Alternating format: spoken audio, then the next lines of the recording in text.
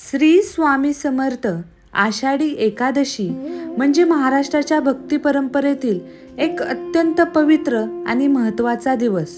या दिवशी लाखो भाविक आपल्या लाडक्या विठुरायाच्या दर्शनासाठी पंढरपूरच्या दिशेने जातात. कुणी पायी वारी करत पंढरपूरला पोहोचतो, तर कुणी आपल्या घरातच विठ्ठल रुक्माईची पूजा करून मनोभावे देवाचं स्मरण करते. पंढरपूरला जाणं प्रत्येकाला शक्य होत नाही, पण म्हणून भक्ती थांबत नाही. कारण विठ्ठल हा केवळ पंढरपूरच्या मंदिरात नाही, तर ज्या घरात श्रद्धेने त्याचं नामस्मरण केलं जातं त्या प्रत्येक घरात विठ्ठलाचा वास असतो. म्हणूनच आषाढी एकादशीच्या दिवशी आपण आपल्या घरामध्ये विठ्ठल रुक्माईची पूजा अगदी भक्तिभावाने कशी करावी हेच आज आपण आजच्या व्हिडिओमध्ये जाणून घेणार आहोत. त्यासाठी हा व्हिडिओ शेवटपर्यंत नक्की पहा. चॅनेलवर नवीन असताल तर चॅनेलला सबस्क्राईब करा आणि कमेंटमध्ये विठ्ठल विठ्ठल जय हरी विठ्ठल नक्की लिहा. पूजा करताना सर्वात महत्त्वाची गोष्ट म्हणजे मनामध्ये श्रद्धा असणं. पूजा मोठी असावी, खूप महागड्या वस्तू असाव्यात किंवा खूप मोठी सजावट असावी असं आवश्यक नाही. देवाला सर्वात प्रिय असते ती भक्ताच्या मनातील भावना. आषाढी एकादशीच्या दिवशी शक्य असेल तर सकाळी लवकर उठा. सकाळची वेळ शांत आणि प्रसन्न असते. यावेळी वातावरणातही एक वेगळे पवित्रपण जाणवतं. उठल्यानंतर सगळ्यात अगोदर आपल्या घराची स्वच्छता करा. देवघर, पूजा करण्याची जागा आणि घराचा मुख्य भाग स्वच्छ करा. पूजा करण्यापूर्वी बाहेरची स्वच्छता जितकी महत्त्वाची आहे तितकी मनाचीही स्वच्छता महत्त्वाची आहे. यानंतर स्नान करून स्वच्छ कपडे परिधान करा. शक्य असेल तर या दिवशी स्वच्छ आणि साधे कपडे घाला. आता पूजा करण्यासाठी एक स्वच्छ जागा निवडा. तेथे पाट किंवा चौरंग ठेवा. त्यावर स्वच्छ वस्त्र अंथरा. या पाटावर विठ्ठल रुक्माईची मूर्ती किंवा फोटो ठेवा. जर तुमच्या घरी विठ्ठल रुक्माईची मूर्ती नसेल तर भगवान श्री विष्णूंची मूर्ती किंवा फोटो ठेवूनही पूजा करता येते. कारण विठ्ठल हे भगवान विष्णूंचं एक रूप मानलं जातं. विठ्ठलाची मूर्ती ठेवताना देवाचं मुख आपल्या दिशेने असावं. देवासमोर पूजा करण्यासाठी आवश्यक वस्तू व्यवस्थित ठेवाव्या. पूजासाठी तुम्ही पाणी, पंचामृत, चंदन, कुंकू, अक्षदा, फुले, तुळशीपत्र, धूप, अगरबत्ती, दिवा आणि नैवेद्याची तयारी करू शकता. आता पूजेची सुरुवात कशी करायची तर सगळ्यात अगोदर देवासमोर दिवा लावा. शक्य असेल तर तुपाचा दिवा लावा. दिवा लावताना मनामध्ये अशी भावना ठेवा की हे विठ्ठला, माझ्या घरातील आणि माझ्या जीवनातील अंधार दूर करून भक्तीचा प्रकाश निर्माण कर.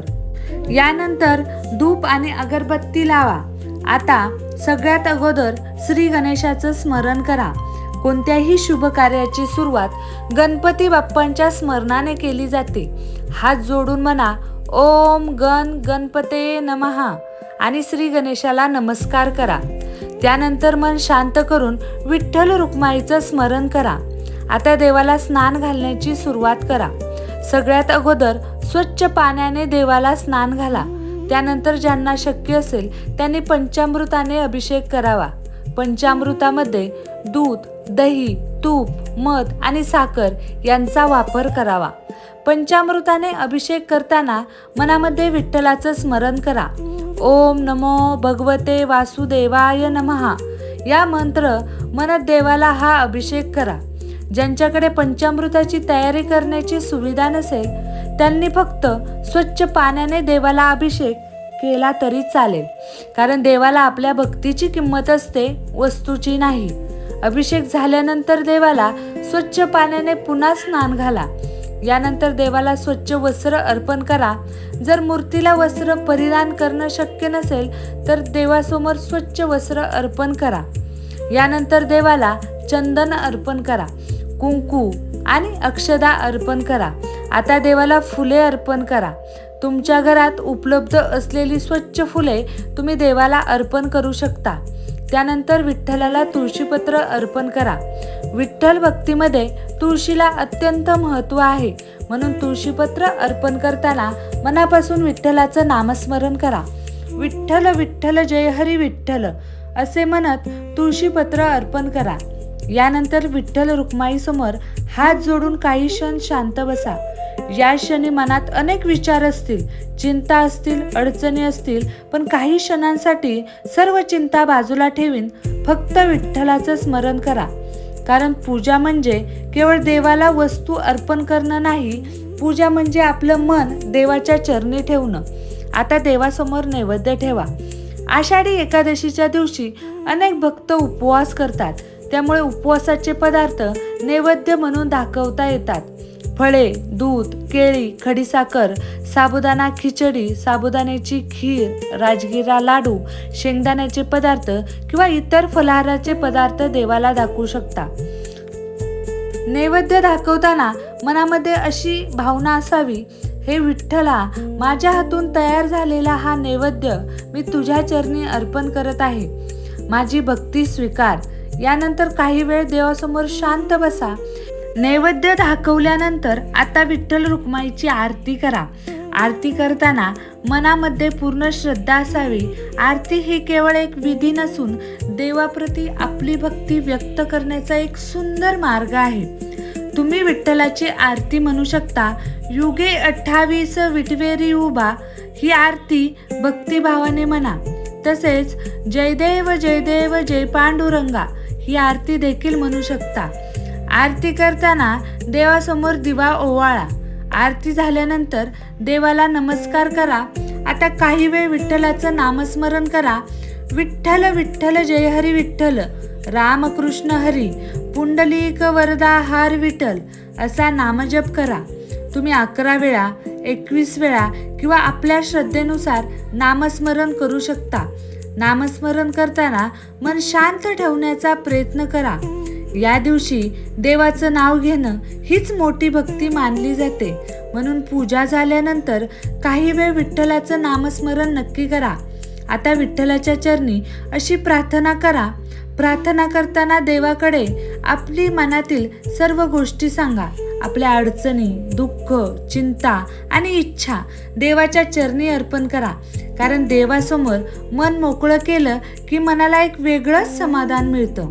तुम्ही विठ्ठलाला अशी प्रार्थना करू शकता, हे पांडुरंगा, आजच्या या पवित्र आषाढी एकादशीच्या दिवशी मी तुझ्या चरणी ही पूजा अर्पण करत आहे. माझ्याकडून झालेल्या सर्व चुका माफ कर.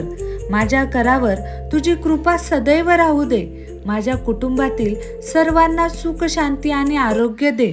आमच्या जीवनातील अडचणी दूर कर. आम्हाला योग्य मार्ग दाखव. आमच्या मनातील भीती दूर कर. आमच्या घरामध्ये प्रेम, समाधान आणि आनंद कायम ठेव. हे विठ्ठला, आमच्या मनात तुझी भक्ती सदैव राहू दे. आमच्या हातून नेहमी चांगली कर्म घडू दे आणि आयुष्याच्या प्रत्येक सुखदुःखात तुझी साथ आमच्या सोबत राहू दे. अशी प्रार्थना करून देवाला नमस्कार करा. प्रत्येकाला पंढरपूरला जाणं शक्य नसतं, प्रत्येकाला वारी करणं शक्य नसतं, पण आपल्या घरात विठ्ठलाची पूजा करणं प्रत्येकाला शक्य आहे. आपलं घरचं पंढरपूर आपण बनवू शकतो. आपले देवघरच विठ्ठलाचं मंदिर बनू शकतं आणि आपल्या ओठांवरील विठ्ठल हे नावच आपली वारी बनू शकतं. म्हणून या आषाढी एकादशीला मनापासून विठ्ठलांची पूजा करा. देवाच्या चरणी आपलं मन अर्पण करा. आपल्या कुटुंबासाठी प्रार्थना करा आणि विठ्ठलाच्या नावाने आपल्या दिवसाची सांगता करा. शेवटी आपण सर्वजण विठ्ठलाच्या चरणी एक प्रार्थना करूया. हे पांडुरंगा, तुझ्या भक्तांवर सदैव कृपादृष्टी ठेव.